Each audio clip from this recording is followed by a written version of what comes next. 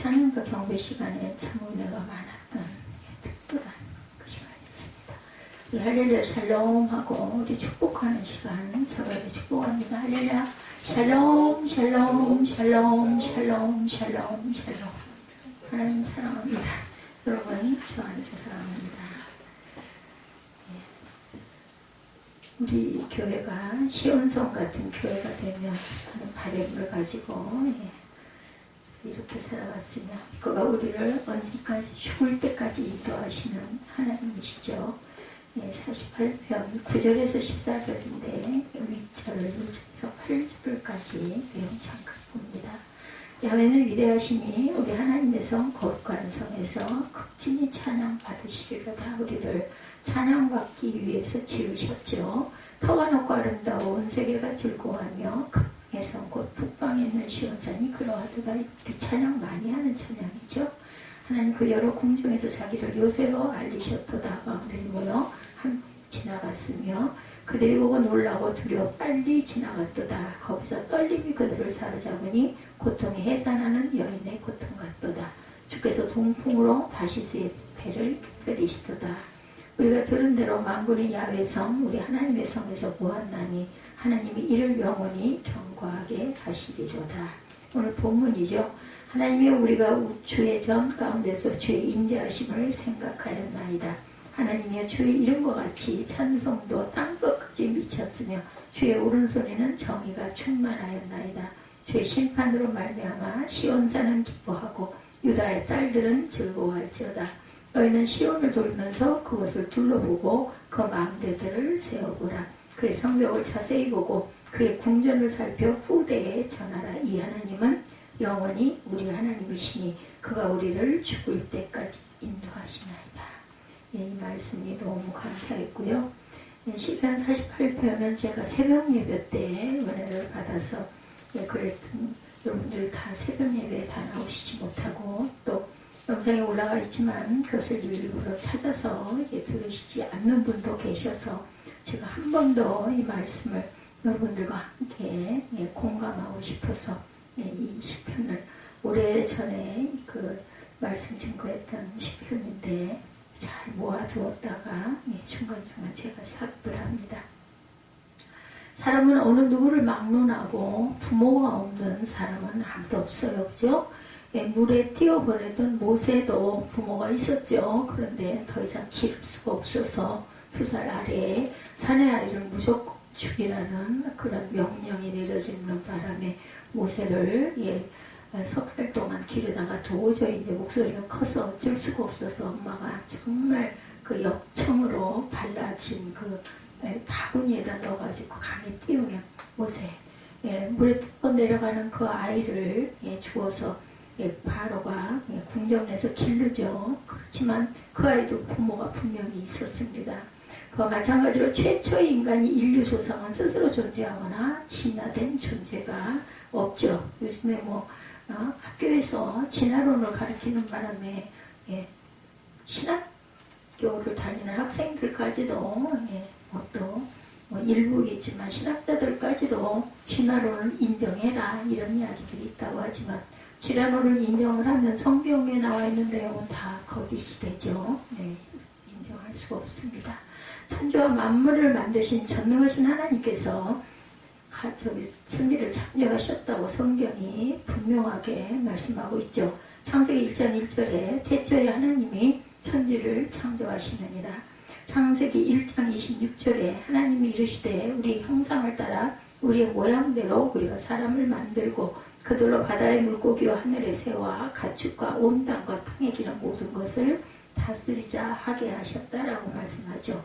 인간을 자신의 형상으로 지으신 창조주 하나님께서 인간의 보이는 육신을 위해서는 무엇을 만들어 주셨어요? 가장 기본으로 가정을 만들어 주셨고 보이지 않는 영혼을 위해서는 무엇을? 교회를 만들어 주셨습니다. 그래서 하나님께서는 우리에게 가정도 주시고 교회도 주셨어요. 그러므로 가정이나 교회는 인간의 필요해서 인간이 만든 조직이 아니고 하나님이 인간을 사랑하셔서 만들어 주신 것이기 때문에 신성한 가정, 신성한 교회라는 거죠. 그와 같은 인간은 창조 하나님의 육신의 안식처로 만들어 주신 가정과 영혼의 안식처로 만들어주신 교회를 사랑할 때 비로소 가장 행복한 복된 삶을 살아갈 수가 있죠. 만일 가정은 있는데 교회가 없거나 교회는 있는데 가장 행복하지 못한 사람은 결코 행복할 수 없는 것은 인간의 몸이 뇌에서부터 좌뇌와 우뇌, 왼팔과 오른팔로 여러분의 행복한 가정은 교회와 같이 하나님을 모신 가정이고 행복한 교회는 가정과 같이 서로 화목한 교회를 가리키고 있습니다. 과연 그와 같은 인간에게 교회가 얼마나 소중한 것인지를 하나님께서는 샘플로 주신 것이 바로 이스라엘 백성들이죠. 오늘 성경 말씀도 그 중에 하나입니다. 거룩한 시온성 예루살렘, 예루살렘 시온성 같은 교회가 되었을 때 얼마나 기쁘고 감사할까요? 이스라엘이라는 나라는 우리나라처럼 지정학적으로 주변의 열강들에게 둘러싸인 민족으로 오랜 역사 속에 수많은 외적의 침입들이 많아지고 우리나라와 너무나 많이 닮은 그러한 나라, 우리나라보다 훨씬 적은 충청도 하나 정도의 넓이죠. 그런 가운데 그 주변 나라들은 오랜 세월이 흐르는 중에 생성소멸하는 과정에서 지금은 몇 점의 유적만 남아있을 뿐이라고 합니다. 그러나 이스라엘이라는 나라는 여러 차례 외침을 통해서 때로 나라가 멸망을 당하기도 했어요. 그렇죠? 그런데 예루살렘 성은 아직까지 건재해서 이스라엘 백성들이 세계 곳곳에 뿔뿔이 흩어져 사는 동안에도 예루살렘 성은 자자손손 잊을 수 없는 정신적인 지주이고 영적인 고향이 되어 있습니다. 오늘 성경에서 시편 기자도 그 예루살렘을 가리켜서 뭐래 하나님의 성이다 이렇게 노래하죠. 1절에 보면 고라자손의 시 곧 노래 이렇게 표기되어 있습니다. 야훼는 위대하시니 우리 하나님의 성 거룩한 산에서 지극히 찬양 받으시리로다 이렇게 말씀하죠. 그 다음에 예루살렘 성을 가리켜서 우리 하나님의 성이라고 한 까닭은 어디에 있을까? 예루살렘의 위치와 그 지세는 북위 31도 동경 35도 해발 790m로 비교적으로 높은 산지 위에 있는 도시로 이스라엘 백성들에게 종교적으로도 정치적으로도 중심지였어요. 예루살렘 성이 지리적으로 경치 좋은 곳이거나 아니면 지리적으로 외부의 침략을 방어하기 좋은 천연 요새였기 때문이었을까? 다윗 왕이 되었을 때 나이가 30살이었다고 합니다. 이 강단 쪽으로 열이 많이 올라와가지고 엄청 더워요. 제가 저고리를 입었더니 또 저고리를 벗을 수도 없고 제가 잠깐 탱이 만약에 추우면 나중에 또 트세요. 30살이었고 40년 동안 왕으로 있었으니까 70세까지 왕으로 있었던 거죠. 다윗은 헤브론에서 7년 반 동안 유다의 왕, 유다 나라의 왕이었고 예루살렘에서 33년 동안 온 이스라엘, 남과 북이 하나가 된 온 이스라엘을 다스리는 유다의 왕으로 있었습니다. 다윗 왕과 그의 부하들은 예루살렘으로 가서 그곳에 살고 있던 여부수 사람들을 공격합니다. 그때 여부수 사람들이 다윗에게 너는 우리 성에 들어오지 못한다. 우리 좀 보지 못하는 사람이나 다리 저는 사람들도 얼마든지 너를 물리칠 수 있다. 이렇게 비양거렸어요. 그것은 여부수 성이 천연 요새이기 때문에 결국 다윗이 여부수 성을 함락할 수 없다라고 생각했기 때문입니다. 사무엘하 5장 4절입니다. 다윗이 나이가 30세에 왕위에 올라 40년 동안 다스렸으되 이렇게 증거하죠. 사무엘하 5장 5절에 헤브론에서 7년 6개월 동안 유다를 다스렸고 예루살렘에서 33년 동안 온 이스라엘과 유다를 다스렸더라 이렇게 증거합니다. 6절에는 왕과 그의 부하들이 예루살렘으로 가서 그 땅 주민 여부수 사람을 치려하며 그 사람들이 다윗에게 이르되 내가 결코 이리로 들어오지 못하리라. 맹인과 다리 저는 자라도 너를 물리치리라 하니 그들 생각에는 다윗이 이리로 들어오지 못하리라 함이나 이렇게 돼 있어요. 결국 다윗이 성을 여부수 사람의 손에서 빼앗아 점령을 한 후에 이름을 다윗성이다 이렇게 고쳐 부르죠. 다윗은 말로에서부터 성벽을 둘러싸아서 밀로에서부터 성벽을 둘러싸아서 이스라엘이 점점 강해집니다. 물론 그 비결은 예루살렘 성이 견고하였기 때문이 아니라 하나님께서 다윗과 함께 하셨기 때문이죠. 사무엘하 5장 10절입니다. 만군의 하나님 여호와께서 함께 계시니 다윗이 점점 강성하여 가니라. 아멘. 본래 목동이었던 다윗이 왕이 되어서 이스라엘이 점점 더 강해지게 된 것은 자기가 나라를 잘 다스렸기 때문이 아니라 하나님의 은혜라는 사실을 다윗도 너무나 잘 알고 있었어요. 사무엘하 5장 12절에 다윗이 야훼께서 자기를 세우사 이스라엘 왕으로 삼으신 것과 그의 백성이 이스라엘을 위하여 그 나라를 높이신 것을 알았더라. 이렇게 증거하죠. 그래서 안다, 여러분들 잘 아시죠? 예, 야다, 원어로 인지하다, 경험하다, 관찰하다는 뜻의 와우 계속법 미완료형으로 단번에 알게 된 것이 아니라 살아가면서 경험해서 알게 되었다라는 것을 뜻합니다. 다윗은 블레셋에 빼앗겼다가 오베데돔의 집에 보관 중인 야훼 하나님의 법궤를 다윗성으로 옮기는 일을 제일 먼저 하죠. 창세기 22장에서 그곳은 믿음의 조상 아브라함이 하나님의 명령에 절대 순종해서 독자 이삭을 번제물로 드렸던 모리아 산으로 알려진 아주 특별한 곳으로 알려진 곳이기도 합니다. 다윗의 필생 소원은 그 예루살렘의 하나님의 성전을 아름답게 건축해서 야훼 하나님께 드리는 것이 소원이었죠, 다윗이. 그러므로 예루살렘 성은 시편 기자에게 아주 특별한 곳으로 일명 시온성으로 불려지기도 하고, 구약 성경 가운데 메시아의 오심을 가장 정확하게 예언한 이사야서에 특별히 예루살렘 성을 시온성이라고 여러 차례 일컫고 있어요. 이사야 4장 3절, 12장 6절, 29장 7절, 31장 5절, 33장 20절, 33장 23절 등등에 증거합니다. 나중에 시간 있으실 때 궁금하신 분들은 한 두세 개라도 한번 찾아보시면 느끼실 거예요. 심지어 유대인들은 하나님의 천지를 창조하실 때 10가지의 아름다움을 이 땅에 심어 놓았는데 그중 9가지 예루살렘에 있다 이렇게 자랑해요. 9가지가. 오늘 성경에서 시편 기자도 예루살렘 성을 가리켜 시온산이다 이렇게 읽었습니다. 심지어 이사야 선지자는 전능하신 하나님 야훼께서 그 시온성에 사는 사람들을 마치 독수리가 넓은 날개를 둥지에 있는 새끼를 보호하듯이 시온성 곧 예루살렘 성을 보호하시겠다라고 약속하십니다. 이사야 12장 6절입니다. 시온의 주민아 소리 높여 부르라. 이스라엘의 거룩하신 이가 너희 중에서 크신 이니라 할 것이니라. 이사야 31장 5절에도 새가 날개치며 그 새끼를 보호한 같이 나 만군의 야훼가 예루살렘을 보호할 것이라. 그것을 호위하며 건지며 뛰어넘어 구원하리라 하셨느니라. 그 이유는 예루살렘 성에는 야훼 하나님과 이스라엘 백성들과 언약의 증거인 십계명 돌비가 보관된 야훼의 법궤가 보존되어 있는 곳이기 때문에 온 세상 사람들은 예루살렘 성을 가리켜 거룩한 성, 시온성이다 이렇게 얘기했다는 거죠. 시편 오늘 본문 48편 2절이죠. 예, 우리 찬양 많이 하죠. 태어나고 아름다운 온 세계가 즐거워하며 큰 왕의 성, 꼭 북방에 있는 시온산이 그러하도다 이렇게 고백해요. 견고한 성 예루살렘, 아주 견고한 난공불락이라고 그러죠. 높은 그 높은 곳에 세워져 있고 밑에는 물 위에 바다예요. 그렇죠? 오늘 성경에서 시편 기자는 야훼 하나님께서 세우신 시온성 예루살렘 성을 거룩하신 만군의 여호와 하나님의 성이고 영원히 견고한 성이 되게 하실 것이다 이렇게 말씀해 8절이죠. 우리가 들은 대로 만군의 야훼 성 우리 하나님의 성에서 보았나니 하나님이 이를 영원히 견고하게 하시리로다. 그래서 견고하게라는 말은 군, 확고하다, 세워졌다 이런 뜻을 갖고 있습니다. 완료 동사입니다. 다시 말해서 시온성 예루살렘은 영원토록 무너지지 않고 견고히 세워진 성이 되게 하실 것이다. 예, 우리는 믿죠. 거룩한 시온성 예루살렘 성은 터가 높고 아름다우며 온 세상의 기쁨이 되고 시온산은 북방의 가장 높은 산과 같고 그곳은 하나님께서 함께 하시는 궁이고 피난처가 된다 이렇게 고백되어져 있습니다. 그러므로 수많은 왕들이 그 성을 치러왔다가 놀라 무서워서 달아나고 야훼 하나님은 그러한 나라들을 마치 동풍에 부서지는 다시스의 배처럼 박살을 내실 것이다. 7절이죠. 주께서 동풍으로 다시스의 배를 깨뜨리시도다.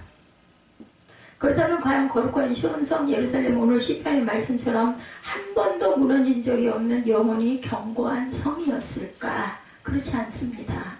지난 3000년간을 돌이켜보면 20배 이상 주인이 바뀌었고 성벽이 파괴되고 제거되었던 것만도 10번이나 됩니다. 지금도 그것은 기독교, 이슬람교, 유대교의 성지로 종교적인 각축전이 벌어지고 있기 때문에 항상 전운이 감돌고 있는 전쟁이 터질 것 같은 그런 기운이 있는 그런 곳이다. 시온산은 결코 오늘 성경 말씀처럼 터가 높은 곳에 있지도 않습니다. 불과 해발 800m 정도 되는 구릉지대로 그 북쪽에는 항상 만년설이 덮여있는 해발 3000m의 헐몬산도 있어요. 그럼에도 불구하고 오늘 성경에서 시온산이 가장 높은 산인 것처럼 예루살렘 성은 이 영원히 무너지지 않는 견고한 성인 것처럼 예언 아닌 예언한 말씀을 하신 이유는 무엇이었을까? 만일 그와 같은 표현들이 사람의 눈으로 보여지는 높이나 외형적인 크기가 사실과 다르기 때문에 성경이 틀린 것처럼 오해할 수도 있기 때문에 그동안 성경은 얼마든지 사실에 맞도록 수정할 수 있는 기회가 많았음에도 불구하고 그대로 고치지 않고 있는 이유는 무엇일까요? 여러분들 한번 생각해 보신 적 있으십니까? 성경을 그렇게 하나님의 말씀이라고 하는 까닭은 성경은 지난날의 역사처럼 옛날 이야기가 아니고 오늘의 일을 사실대로 기록한 일기장도 아니고 인간이 바라는 미래에 대한 꿈을 기록한 CF 시나리오도 분명히 아닙니다. 그런데 성경은 뭐라고 그래요? 성경 자체는 진리이다, 말씀이다, 예수님이다, 하나님이다. 성경은 이렇게 얘기하죠. 어제도 오늘도 영원토록 살아계신 하나님의 말씀이기 때문에 변함이 없는 말씀이기 때문에 성경 안에 지난날의 역사도 있고 오늘 현재와 일치하는 부분도 있고 아직 이루어지지 않은 미래에 대한 예언의 말씀, 계시록 같은 부분도 있죠. 예, 그렇다면 하나님의 법궤가 보관된 예루살렘 성이 거룩한 하나님의 도성으로 영원토록 무너지지 않은 견고한 성이라고 기록된 말씀은 당시는 아직 이루어지지 않았지만 미래 언젠가는 반드시 이루어질 예언의 말씀이기도 하다. 예, 그러므로 구약에 기록된 이스라엘의 역사는 오늘 우리가 이스라엘 사람이 아님에도 불구하고 이스라엘의 역사가 기록된 구약 성경 말씀이 곧 온 세상에 하나님의 택하심을 받은 영적 이스라엘 백성인 우리를 어떻게 구원하시고 어떻게 인도하시는가에 대한 예언의 말씀이기 때문에 이스라엘의 구원 역사를 보면 오늘 우리의 구원 역사를 알 수 있다라는 것이죠. 오늘 성경에서 거룩한 시온성 예루살렘이 영원히 무너지지 않는 성이 되게 하게 하시겠다고 하신 약속의 말씀도 이후에 여러 차례 무너진 적이 있는 예루살렘 성이 아니라 예수 그리스도께서 이 세상에 오셔서 세우신 거룩한 시온성과 같은 교회를 가리키는 예언의 말씀이다. 이렇게 이해하고 보시면은 틀림이 없을 것입니다. 예, 그러니까 영적인 성을 의미하고 있다. 그 중에 대표적인 것이 예수님에 대한 예언이죠. 구약성경 여러 곳에 예수님이 어떻게 태어나실 것을 구체적으로 예언하셨는데 예수께서 그 예언의 말씀대로 세상에 오셔서 구약의 모든 예언을 다 이루셨죠. 또한 예수님도 세상에 오셔서 미래에 이루어질 것에 대해서 예언하시고 약속하셨는데 그 중에 하나가 교회를 세우시겠다. 여러분이 잘 아는 말씀이죠. 마태복음 16장 18절에 또 내가 내게 이르노니 너는 베드로라 내가 이 반석 위에 내 교회를 세우리니 음부의 권세가 이기지 못하리라. 아멘. 여기서 음부라고 하신 말씀을 쉽게 풀어서 보면 죽음의 문, 지옥의 권세, 죽음의 세력 등으로 번역되어 있습니다. 인간이 가장 두려워하는 것 죽음이죠. 여러분들 죽음이 두려우시지요. 사람이 제 아무리 부귀 권세를 한 몸에 다 가지고 있을지라도 죽음이 오게 되면 모든 것들이 아무 소용이 없어요. 바람에 흩날리는 한 움큼의 재처럼 흩어지고 맙니다. 돈이 아무리 많으면 뭐합니까? 예, 저는 요즘에 어디가 여기가 조금 아프고 이틀 전, 3일 전부터는 치통 때문에 엄청 고생을 하고 약을 먹으면 좀 나아지니까 이틀은 기다렸는데 4월째 되는 날이 어저께 주말 토요일이 되다 보니 병원에를 갈 수도 없고 말 수도 없고 오전 내내 아침 8시부터 병원에를 가려면 일찍 서울병원은 가야 되니까 서대다가 결국은 못 가고 말았는데 수영하다가 전향이 되면서 나 이 다 나았어 하는 마음이 탁 머리에 오는 순간 정말 기적처럼 이가 안 아프고 수영을 엄청 열심히 하다가 돌아왔습니다. 물론 그 약은 염증약은 지금도 먹고 있어요. 항상 산비를 하고 있기 때문에 오른쪽 이가 문제가 있어서 병원에 가봐야 이거는 대공사를 해야 된다고 뿌리가 입년 뿌리가 약하니까 딱딱한 거 먹지 말고 아프면 약을 이렇게 해서 먹으면서 잇몸을 튼튼하게 하십시오 하는 얘기를 들었기 때문에 처음에는 병원을 아예 안 가고 약을 한두 번만 먹으면 나았었어요. 근데 안 낫더라고요. 그러니까 뭘 씹을 수가 없잖아. 왼쪽으로 좀 씹어도 오른쪽이 울리니까 너무 아파가지고 무엇도 넘길 수가 없어서 어제는 딱 번뜩 생각나는 게 떡국 구정 때 떡 싸놓은 게 늦게 와가지고 못 끓여 먹었거든요. 그래서 아들한테 얘기했더니 좋아하더라고요. 떡국 먹자. 그래서 떡국을 끓여서 그 국물하고 이렇게 해서 먹고 나았다 했으니까 안 아파요. 안 아파서 그래도 겁이 나가지고 왼쪽으로 조심해서 턱국을 한 대를 먹고 배가 불러가지고 아주 고생을 했습니다. 그래도 약은 먹어야 되니까 하고 먹었는데 이제 장이 탈이 난 거예요. 계속 3일 이상을 염증약을 먹다 보니까 장이 못 견뎌가지고 또 탈이 나. 이렇게 이제 나이가 들면 여기가 아팠다가 약을 계속 먹다 보면 그것으로 인한 부작용 아니면 약한 부분이 있다 보면 그 약한 부분이 또 탈이 나고, 이러니까 우리가 계속해서 병원에 가야 되고, 예, 약을 먹어야 되고, 아주 정신을 바짝 차리고 살아야 돼. 제가 이 말씀을 왜 드리냐면, 우리 바울 전도사님이 저보고 무슨 얘기를 하면 끝까지 얘기를 끝내고 다음 말을 하라 그래서 제가 이 얘기를 또 말씀을 드리는 거예요. 예, 우리가 호흡 하나도 어떤 일도 일어날지를 우리는 정말 모른다. 제가 요즘은 정말 그걸 많이 느낍니다. 아침에 눈을 떴을 때, 어저께 아침에 오전 시간을 완전히 버려버렸어요. 12시, 1시까지. 아무것도 못하고, 10시까지는 병원을 가야 되는데, 오후 2시까지라는데, 장기동에 있는 치과를 갈까 했더니, 예약된 환자들이 다 길어가지고, 중간에 제가 들어갈 틈이 없대요. 월요일에 3시경에 30분 정도 여유가 있으니까 그때 오시면은 진찰을 해주시겠다고 그러고, 서울은 가려고 하니 주차장이 거기는 없는데 혼자 가가지고는 방법이 없어서 망설이다가 결국은 못 가고, 그러다가 서대다가 결국 못 가고, 예, 약을 먹고 운동을 해야 되니까 수영장을 가서 수영을 아주 웃기게 했겠죠. 정말 싫더라고요. 하기 싫고 힘이 들고 죽겠고 기운도 없고, 그러다 보니까 누군가가 보다 못해가지고 저보고, 예, 배영을 하시려면 이쁘게 하시는 게 좋지 않냐 그러면서 정말 운동을 열심히 하시는데 팔을 좀 축축 좀 펴보시면 어떠냐고. 그래서 제가 지금 재활치료 중이라 또 몸이 아파가지고 치통이 있어가지고 지금 정신이 하나도 없는데 알겠다고 제가 한번 팔을 축축 펴고 아마 열심히 다시 예쁘게 해보도록 노력을 하겠다고 감사하다고. 그리고는 제가 팔을 정말 신경을 써서 축축 펴더니 좀 나가더라고요. 나가니까 이제 기분이 좋아가지고 나가네, 더 나가네, 더 빨라졌어. 그래가지고 막 그러더니 배에 힘이 들어가고 몸에 힘이 들어가니까 몸도 막 크게 꾸정해갖고 엉망으로 했겠죠. 2kg는 해야 되니까 하루에 2kg다 이걸 딱 지어놨기 때문에 시간이 오래 걸리든 말든 하고 있었는데, 그분의 그 말을 듣고는 힘이 나서 힘을 내서 좀 신경을 써가지고 하니까 축축 나가니까 힘껏 하다 보니까 뭐 쑥쑥 나가는 거야. 보통 때보다 더 빠르게. 10바퀴를 정신없이 도는 도중에 한 4-5바퀴쯤 가고 있는데 나 이 다 났어. 이 마음이 온 거예요. 그냥 왔어요. 내가 뭐 이가 나아야 할 텐데 이런 생각을 한 것도 아니고. 그래서 하나님이 낫게 해주시는 거라 서로 뭐 믿으니까, 애기처럼 믿으니까. 그러고는 그 이후로는 그렇게 이가 오줌이나 하면 타이레놀도 먹고, 염증약은 염증약대로 먹고, 막 타이레놀 하나씩 섞어가지고, 뭐, 처음에는 몇 시간 안 아프더니, 그 다음에는 또 뭐, 2시간도 안 돼서 아파가지고, 타이레놀이 이제 없으면 어떡하나, 그 걱정하면서 먹었는데, 그 이후로는 타이레놀도 안 먹고, 약도 시간을 좀 뚝 띄어가지고 먹고, 지금까지, 아직까지 오른쪽이 아프질 않아요. 그랬더니, 저한테 어떤 분이 그러시더라고요. 생각을 딴 데로, 아프던 그 신경 쪽을 딴 데로 돌이키니까 그쪽이 나았다. 물론 뭐 그 말이 일리가 없는 건 아니지만 하나님이 고쳐주셨다라고 믿습니다.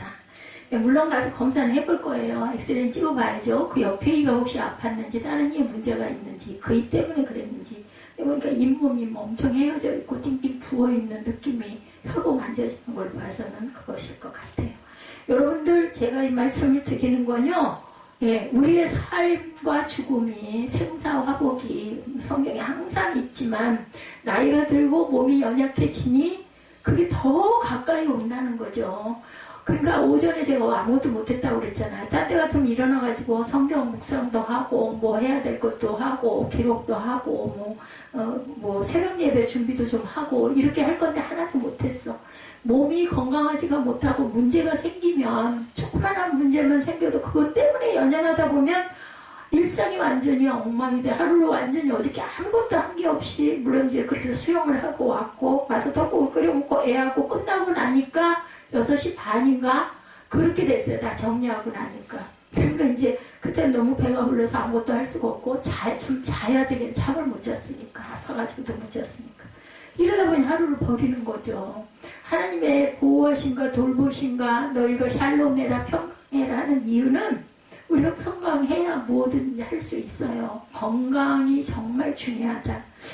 우리 에스더 전사님도 목디스크로 유전날 목요일날 안산까지 제가 이 몸을 이끌고 같이 따라가가지고 그 원장님한테 부탁을 하고 그렇게 해서 목디스크가 상당히 진전이 돼 있는데 수술을 할 정도는 아니다 하고 약을 한번 먹어보자라고 얘기해서 MRI까지 보고했고, 우리 이은정 집사님도 암으로 초기 암으로 유방암으로 수술을 해야 되고, 도대체 우리 교회는 2022년 들어서 저는 뭐 말할 것도 없고, 주변에 계신 분들이 무슨 암이 이렇게 많으시냐고요? 우리 뭐 물론 교회는 아직 안 나가시지만 박은선 목사님 아버님도 전립선 암 초기라고 그래가지고 수술이 예정되어 있다고 그러고, 저는 그 생각을 하면서 하나님이 건지시려고, 하나님이 구원하시려고, 제가 보니 우리 윤정 집사님도 전보다 더 많이 뭐라 그래야 되나, 예, 머리가 숙여져 있고, 우리 에스 선사님은 한참 도대체 이런 일이 왜 일어나 그러고 막 난리던 지금 고비가 조금 넘어와가지고 이제는 하나님에게 울며 간구하는 그 모습이 되어 있고, 어떻게 해요? 어차피 이렇게 된 거 하나님께 맡기고 기도할 수밖에, 그리고 마음의 평강, 그리고 또 우리는 열심히 잘못된 부분들, 부족해서 내 몸을 건강관리를 잘 못해서 일어난 사고죠. 몸의 사고. 여러분들 알았어요? 작년 10월달 11월달에 내 몸에 암 초기가 자라고 있고 내 목 상태가 이렇게 되어 있고 한 거 아무도 몰랐잖아요. 그리고 재판만 승소해서 좀 여유가 생기면 얼마나 좋을까, 제가 그 생각이 나서 말씀을 드리는 거예요. 그랬는데 우리도 모르게 우리 몸 안에는 그러한 일들이 일어나고 있었던 걸 우리는 아무도 몰라. 그나마 하나님의 은혜로 알게 되고 발견하게 되게 해주심이 하나님의 은혜고, 그것을 통해서 하나님이 내가 너를 고쳐주겠노라 라고 말씀하시고 그 은혜 가운데 거하게 된 게 너무 감사해서, 그리고 건강하게 이제 수술도 잘하고 일상에 복귀를 하게 되면 뭐 한 달을 쉬든 두 달을 쉬든 알 수 없지만 어쨌든 건강하게 회복이 될 거니, 그렇게 되고 나면 내가 건강하게 얼마나 감사한 거였다라는 걸 더 깊이 깨달아 알라고, 어차피 그거는 우리가 잘못해가지고 이런 현상이 일어나고 고쳐야 되는 거니까. 그리고 또 몸의 중심도 잘 잡으라고, 디스크 증상이 자꾸 아픈 거는 너 아프니까 빨리 약도 먹고 얼른 치료를 해 라고 얘기하는 거라는 걸 우리가 받아들여야 한다는 거죠. 그걸 뿌옇뿌옇 고집을 부리고 나는 그냥 걷기만 할 거야 이렇게 해가지고는 안 되는, 약을 먹어야 할 때는 약을 먹어야 되고, 순종하는 자세가 상당히 필요하다. 뭐 저를 봐도 마찬가지지만, 자, 이렇게 우리는 하루하루가 어떻게 살아가니, 무슨 코로나19 변이 바이러스가 있거나 말거나, 코로나하고 상관없잖아요. 우리 질병들은 그 질병으로 돌아가는 사람도 많다는 거, 코로나19가 위험하고 조심해야 되고, 그죠? 규칙을 잘 지켜야 되고 마스크도 잘 써야 되지만 그거는 그냥 기본이고, 나머지 우리 몸 안에서 지금도 현재도 저도 무슨 일이 일어나는지 우리는 몰라요. 우리가 걸어 다니고 있지만 우리 속에서, 우리 장기 안에서, 우리 뇌 안에서, 우리 머리 아니면 우리 가슴 안에서 모른다라는 거. 어디다 맡겨야 할까요? 어디에다가? 여러분들 통장에 돈 은행에다가 저축하시잖아요. 또 보험 드시잖아요. 필요하니까. 그런데 우리의 영혼과 우리 육체의 마지막 생사와 호흡을 어디다 맡겨야 할까요? 하나님께 맡겨야 되지 않겠습니까? 맡겨야 합니다. 맡기고 사셔야 돼요. 내가 아무리 잘났다고 머리를 도리지를 친다 해도 나는, 내 생명은 내가 어떻게 할 수 있는 게 아니라는 거. 저는 이걸 굉장히 가까이 느낍니다. 아주 근접하게. 예수님이 태어나시자마자 아기 예수를 죽이려고 했던 마귀의 권세가 예수님이 세우신 교회를 이 땅에서 없애려고 박해했죠. 그죠? 그 때문에 오히려 교회는 바람이 거세면 부을수록 확산되지는 산불처럼 온 세상으로 번져서 지금 우리들의 교회까지 확산돼서 그 성령의 불이 타오르고 있습니다. 그래서 우리 교회가 섰어요. 성령의 불로. 감사하게도. 참으로 이상한 것은 교회는 교회를 탄압하는 세력에 대해서 오늘날 이슬람처럼 무력으로 대항하거나 공격하지 않고 묵묵히 그 모든 박해를 다 몸으로 받으면서, 그죠? 그렇게 해서 그냥 죽음으로 결단하면서 참고 견뎌왔다라는 거, 생명을 내걸고 그 박해를 건너왔습니다. 그 때문에 수많은 우리 그 선진들이 끔찍한 박해를 당하고 순교를 하신 분들이 너무나 많아요. 일본에는 순교하는 사람이 없어가지고 교회가 성령의 불길이 임하지 않는다. 제가 그런 그 글을 읽은 적이 있습니다. 우리나라는 정말 일제 치하에도 신사참배 안 하다가 돌아간 우리 성대 그 믿음의 선진들이 굉장히 많죠. 예, 지난날의 교회 역사를 돌이켜보면 기독교가 간 곳마다 혹독한 박해를 받아왔음을 알 수 있죠. 그렇다면 기독교는 벌써 없어졌어야 하는데 아직까지도 오히려 그럴수록 저는 코로나19 이 변이 바이러스로 인해서 교회들이 아직도 풀리지가 않았잖아요. 마음껏 모이고 예배라 있을 수가 없는 상황. 앞으로 언제 이게 끝날지는 몰라. 그럼에도 불구하고 교회들이 다 그래도 믿음의 성도들은 더욱 많이 기도하지 않을까. 제대로만 모이지 못한다 할지라도. 우리 그 지방의 총회 그 예배가 3월 15일이에요. 제가 병원에 가는 날이라 속으로 하필이면 전에도 그랬어요. 그랬다 취소가 되기도 했지만 꼭 날짜 잡은 걸 보면 저는 꼭 병원에 가는 날 그 날짜가 꼭 그렇게 올라오더라고요. 그랬다가 취소가 되고 저는 병원에 갔죠. 마음으로 그냥 기도했습니다. 아이고 이번에 이렇게 어렵게 귀하게 이 지방에 이렇게 올라온 일이 지금 뭐 한 2년 가까이 모이질 못했는데 3월 15일로 올려놨는데도 제가 못 가겠네요 하고 그냥 기도할 뿐이 어떻게 할 수 없죠. 그 병원은 꼭 가야 되니까. 이 시대의 시온성 과연 어딜까? 핍박을 받을수록 더욱 왕성하게 확산되었다는 것, 우리의 생각으로 불가사의하다. 제가 지난번에 말했죠. 우리의 세상의 이치, 일리가 있는 이치, 그리고 처세, 이게 정말 옳아. 그렇게 해야 맞아. 근데 그 위에 진리가 있고 진리를 따라야 되고 우리가 생각할 때는 말도 안 되는 일이 그런 게 어떻게 일어나? 인 일이 하나님의 역사 속에는 얼마든지 이해가 될 수 있다는 거 잊지 마시기 바랍니다. 그런 인간이 하물며 몇백 년, 몇천 년 후에 일어날 일을 어떻게 알겠느냐는 거죠. 인간이 가지고 있는 한계 중에 하나가 내일 일을 절대 알지 못하는데 구약성경은 하나님의 예언의 말씀으로 인간이 경험하지 못한 하나님의 창조에 대해서 계시하셨어요. 또한 두 번째로 타락한 인간을 구원할 구세주는 누구인가 아시죠? 메시아 예수 그리스도. 세 번째, 인간은 그 구세주를 어떻게 믿어야 구원을 받을 수 있는가? 믿기만 하면 삶으로, 행함으로, 그죠? 잊고 가야 구원을 받겠죠. 구원을 받은 자에게 하나님이 주신 책임과 의무는 무엇인가? 찬양하고 예배하고 말씀 증거하고 스팀거마가 돼서 살아야 할 줄로 믿습니다. 다섯 번째로 그 책임을 잘 감당한 사람과 그렇지 못한 사람이 받을 축복과 벌은 무엇인가에 대해서 기록되어 있습니다. 하나님은 이것을 인간이 깨달을 수 있도록 눈에 보이는 구약의 역사를 통해서 신약시대에 이루어질 구원에 대한 예언의 말씀들로, 예를 들어서 성경은 다 짝이 있다 이렇게 말씀들을 하죠. 그 중에 하나가 구약시대 이스라엘 백성들은 오늘날 세계 가운데서 하나님이 택하신 그리스도인들의 예표이고, 구약의 제사와 제물은 예수님의 십자가 구속에 대한 예표라면 구약의 성전은 신약의 교회를 예표하는 것이라고 보면 여러분들 이해가 되실 것입니다.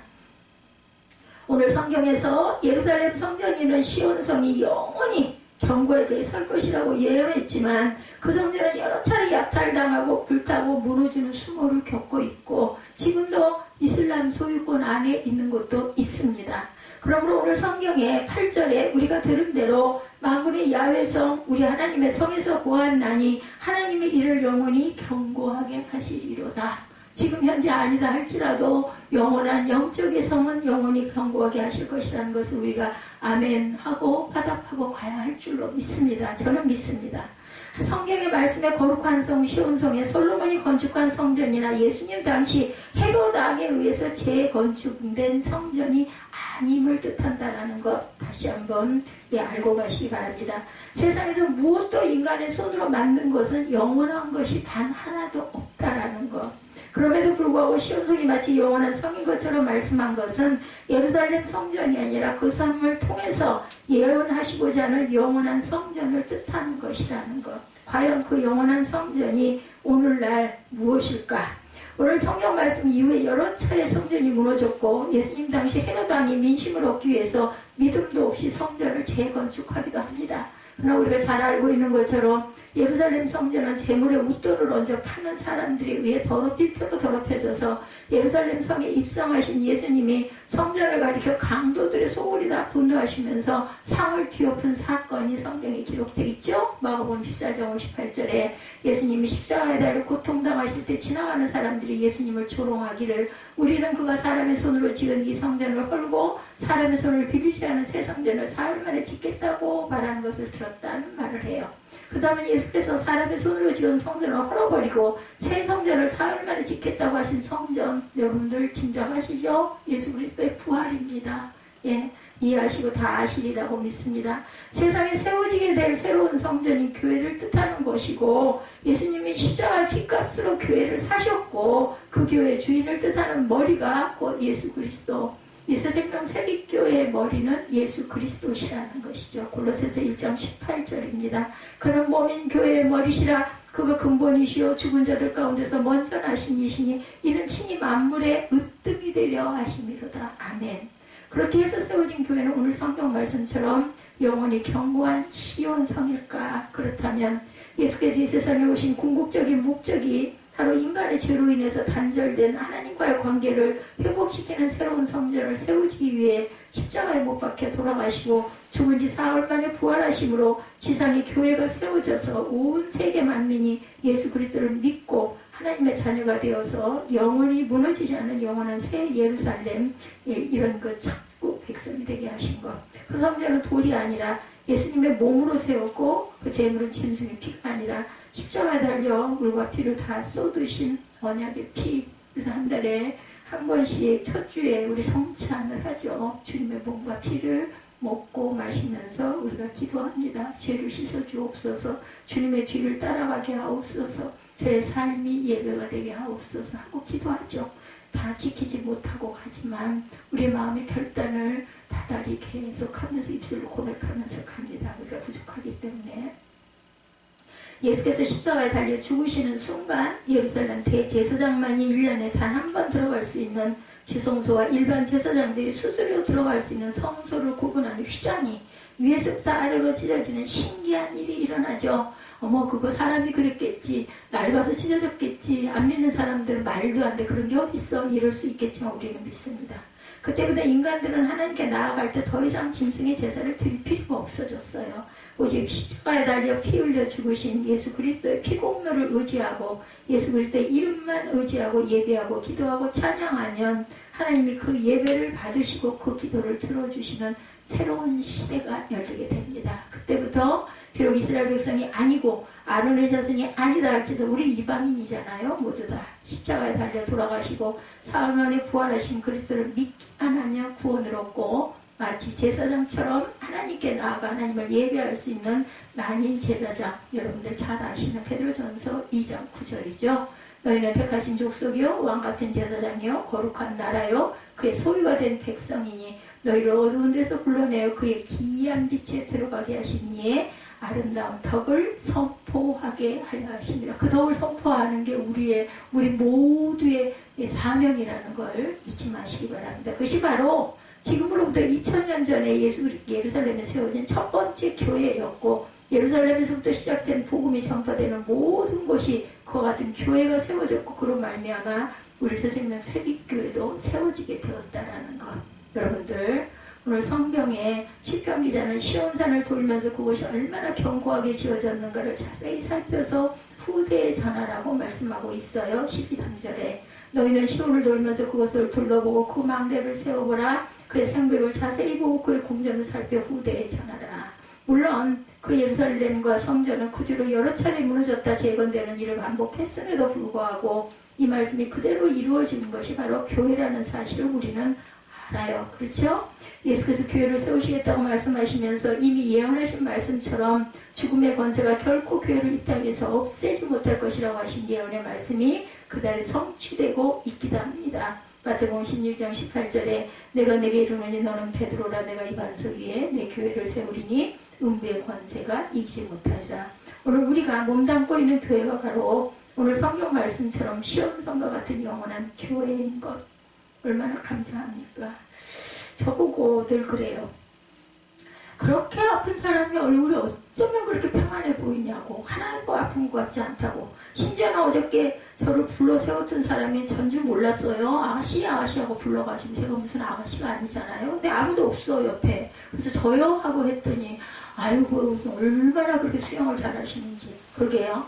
이 나이에 뭐 착각이고 수모를 쓰고 있고 뭐 수경을 쓰고 있으니까 얼핏 잘못 봐서 그렇게 보여질 수 있지만 어찌됐든 간에 얼마나 감사해요. 다른 게 감사한 게 아니라 그렇게 보여질 수 있도록 하나님께서 제 얼굴에 평안을 주신 것. 병원에서도 병원에 만나러 간 그 의사 선생님도 원장 선생님도 아니 수술하신 지 몇 달 안 되셨다면서 제가 보기에는 아주 건강해 보이시는데 이런 얘기를 하신 분들도 계셨습니다.